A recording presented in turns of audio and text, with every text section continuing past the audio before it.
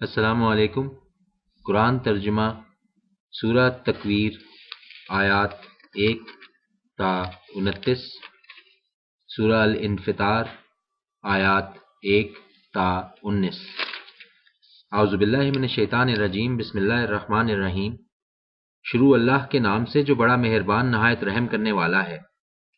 جب سورج لپیٹ دیا جائے گا اور جب تارے بے نور ہو جائیں گے اور جب پہاڑ چلائے جائیں گے اور جب 10 ماہ کی حاملہ اونٹنیاں چھٹی پھریں گی اور جب وحشی جانور اکٹھے ہو جائیں گے اور جب سمندر بھڑکا دیے جائیں گے اور جب جانوں کو جوڑا جائے گا اور جب زندہ گاڑی گئی لڑکی سے پوچھا جائے گا کہ آخر کس گناہ پر مارا گیا اسے، اور جب اعمال نامے کھولے جائیں گے اور جب آسمان کا پردہ ہٹا دیا جائے گا اور جب جہنم دہکائی جائے گی اور جب جنت قریب لائی جائے گی، جان لے گا ہر شخص کیا لے کر آیا ہے وہ۔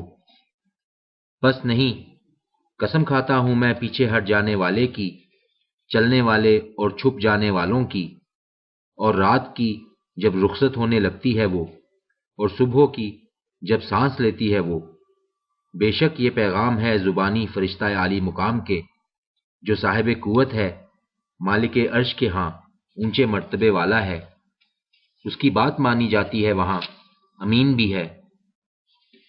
اور نہیں تمہارا یہ ساتھی کوئی دیوانہ، اور بلا شبہ دیکھا ہے اس نے اس کو روشن افق پر، اور نہیں ہے یہ غیب میں ذرا بھی بخیل، اور نہیں ہے یہ کلام کسی شیطان مردود کا۔ پھر کدھر چلے جا رہے ہو تم؟ نہیں ہے قرآن مگر نصیحت سب اہل جہان کے لیے، ہر اس شخص کے لیے جو چاہے تم میں سے سیدھی راہ چلنا، اور نہیں چاہ سکتے تم مگر یہ کہ چاہے اللہ رب العالمین۔ سورہ الانفطار آیات 1 تا 19۔ اعوذ باللہ من الشیطان الرجیم، بسم اللہ الرحمن الرحیم۔ شروع اللہ کے نام سے جو بڑا مہربان نہایت رحم کرنے والا ہے۔ جب آسمان پھٹ جائے گا اور جب تارے بکھر جائیں گے اور جب سمندر پھاڑ دیے جائیں گے اور جب قبریں کریدی جائیں گی، جان لے گا ہر شخص کہ کیا آگے بھیجا اس نے اور پیچھے چھوڑا اس نے۔ اے انسان، آخر کس چیز نے دھوکہ دیا ہے تجھ کو تیرے رب کے بارے میں، جو بہت کرم کرنے والا ہے، جس نے پیدا کیا تجھے، پھر نک سک سے درست کیا اور متناسب بنایا تجھے، جیسی بھی شکل و صورت میں چاہا جوڑ کر تیار کیا تجھے۔